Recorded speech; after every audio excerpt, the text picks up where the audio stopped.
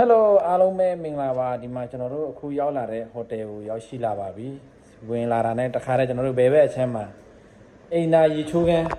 တန်တန်ပန်းပန်းလေးနဲ့ဒီမှာနော်ဒီဘက်ဝင်လာတာနဲ့တခါတည်းဒါညာဘက်အချမ်းမှာအခန်းတစ်ခန်းတစ်ယောက်အိတ်နှစ်ယောက်အိမ်လည်းရပါတယ်ဗီဒီယိုလေးလည်းရှိပါတယ်ဒီဘက်မှာဖက်လုံးနေနဲ့ဆောင်းနေလည်းရှိပါတယ်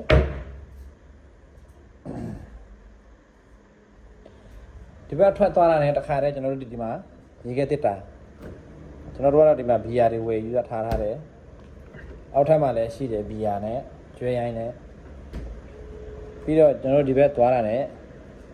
ညာဘက်အချမ်းမှာမီးဖို့ကြောင်ရှိမယ်နော်အပီးစီပဲ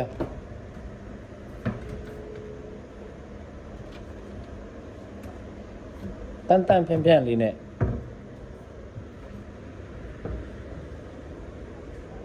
ပြီးတော့ဒီဘက်ကျွန်တော်တို့ရောက်သွားတာနဲ့ဘယ်ဘက်အချမ်းမှာနောက်ထပ်တစ်ခန်းအိမ်သာရီချွေးခန်းအပါလေးပါ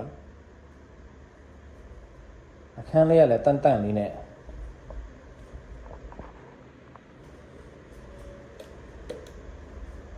မှာအခန်းလေးတန်တန်လေးပါ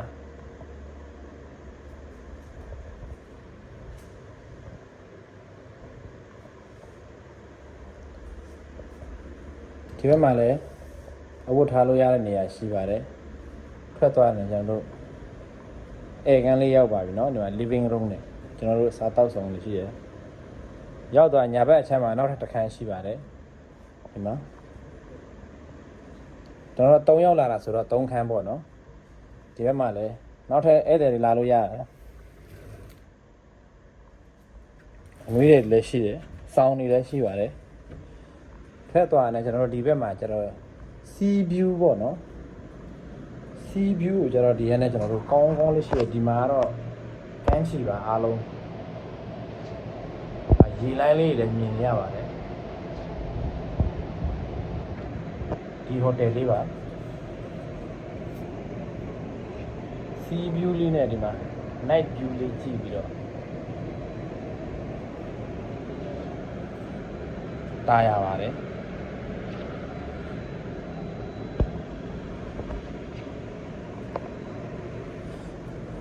ဒီမှာတော့ sea view လေးကြည့်ရင်နဲ့ထိုင်တဲ့ခုံလေးနဲ့